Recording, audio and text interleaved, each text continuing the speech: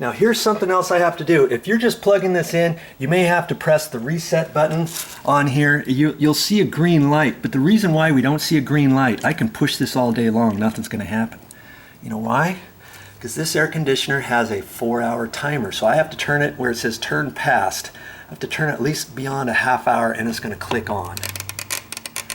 Okay, now I just heard the air conditioner click, and see, now I've got the green light. If I want to turn that off, I press that.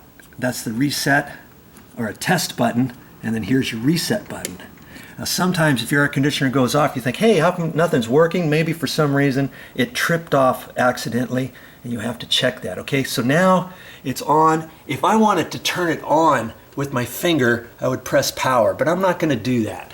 Okay, I'm going to do it with my little handheld remote goodie. And incidentally, this up here, this right here, sometimes it might be hanging down, and I look at that and it looks fine. You can sometimes push this up with your hand, because remember that's kind of floppy. See, I can just push it a little and it moves. So if this is kind of cockeyed, you can take your hand and just push it up with 2 fingers or whatever. Okay, mine's looking pretty good there. Okay, so now I have not turned this on yet. You are going to see what I see. Okay, it's on. 3, 2, 1. Kaboom. It's on. Holding my breath to make sure it turns on and it works properly. Now see, it says 60. Usually they set it at that factory for some reason, and I can adjust it, and there it went on. You heard that lower noise. That was the compressor that kicked on. And right now it's in energy saving mode. That's the orange. See? Right there. Now if I take this and press mode, I've got cool. I can have it at cool, or if I put it on energy saver, then it goes on and off a little bit more. I press this, now that goes to just fan. If you want to use it as a fan, and I got a fan speed right here, so F3 is high. If I go F1, the fan will kick down. So hear it, how it kicked down? That's low, that's medium, and that's high. I usually keep it on high. I can press the mode again. Dry, I have no idea really what dry is. I don't use that. You can also have a timer. I can press timer, and it's 1 hour. In 1 hour, it's going to go off. But you try telling people that, and they don't do it. Okay, so now 7 hours, 8 hours, 9 hours. It goes to this one. They used to go to 12 hours. This one I think goes to 24. Now I'm going to hit it again. It goes back to 0 to get that off. Okay. And then this one has a red light that comes on when you need to clean the filter. That's kind of slick. Okay, so I want it on cool, and I normally set this at 72 degrees or so. Let the guests check it however they want. Make sure it's on fan 3, fan speed high. And you can adjust everything right here too if you don't have the remote. Or if your remote stops working, maybe it's just the battery, you know? Okay, so before I call this good, man, I'm happy about it. But I'm gonna check. I want to make sure these flappers, remember those little fins back there?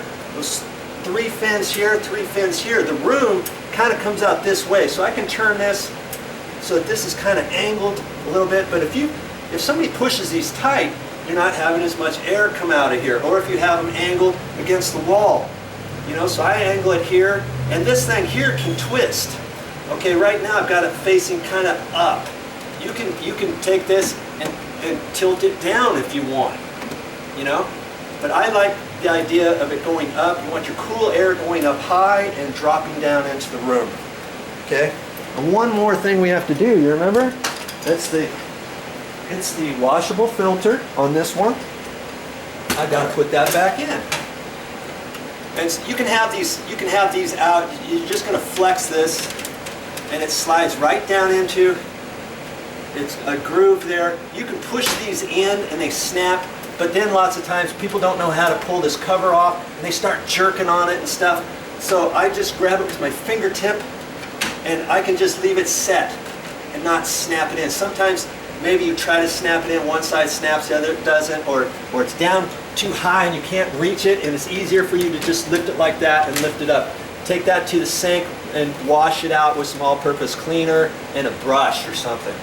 Okay, now Am I done with this unit? No, I'm not. There's one more thing I need to do. Do you know what it is?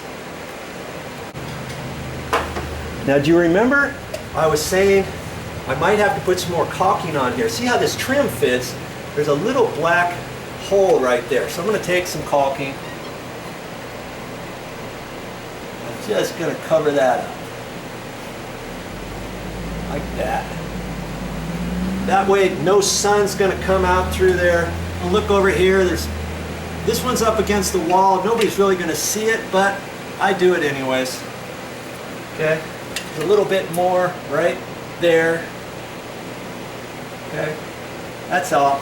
That's all I'm going to do. It's looking good.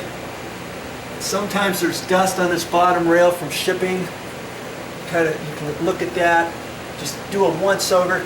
Kind of take a look at it, make sure everything's right, and everything looks good. Man, you did it.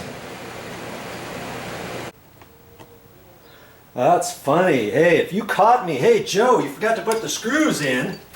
You're right. And I was doing the other one in the other room, and I happened to see that. Like, hey, did I do this? Did I do this or not? And I didn't. That's going to help hold the trim in place. I've seen lots of covers. You know, the cover snaps on the top and the sides. So in a sense, do you really need these screws? Well, I always put them in just to be on the safe side. And it's just the right thing to do. It keeps this from moving around. Because if somebody bumps it, let's say right here or something, for some reason it comes off here, it could be loose, this thing could be chattering, and maybe this screw right here is helping hold this in place if it gets tagged with something. Okay? And like I say, not all screws are going to be right there, but that's kind of slick. It's right there. And this trim covers it up. Wow, almost forgot that. Thanks for pointing that out to me. Now, how much do you think, how much would you expect to pay for something like this for an install? Well, you can get an installation anywhere between $250 and $350 for somebody to come out, pick it up from the store, bring it out, haul it out, take your old one to a recycler, install your new unit, all that, clean up. See, it, furniture had to be moved, everything's got to be cleaned up and everything. But you know, you can save that money yourself and you can put it in. I didn't really have that much trouble putting that in, did I?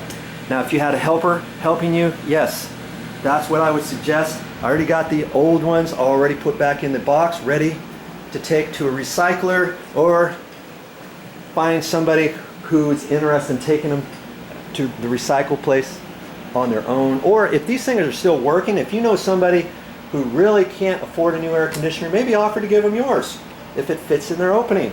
And if it doesn't, hey, you got the little parts in there, they can figure it out.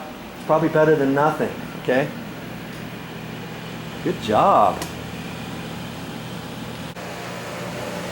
Boy, every time I have something to show you, I'm gonna get my camera out and show you.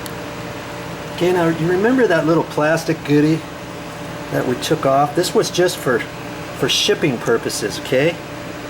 Now, if you got some trim, or somehow you need to do something to adjust your cord, let's say, you could flop this over it and then screw it into your trim. Okay, in my case, I don't need that. It's sticking out plenty. I've got it pushed right up against the wall and I'm good. But you never know when you're going to need this. And by the way, you can just some caulking on my hand there. You just keep these because you never know. You might need this for another project, okay? So don't throw your stuff away. All right, enough of that.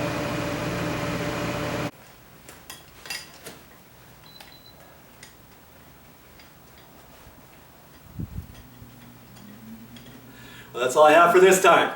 But I'll be back with more videos.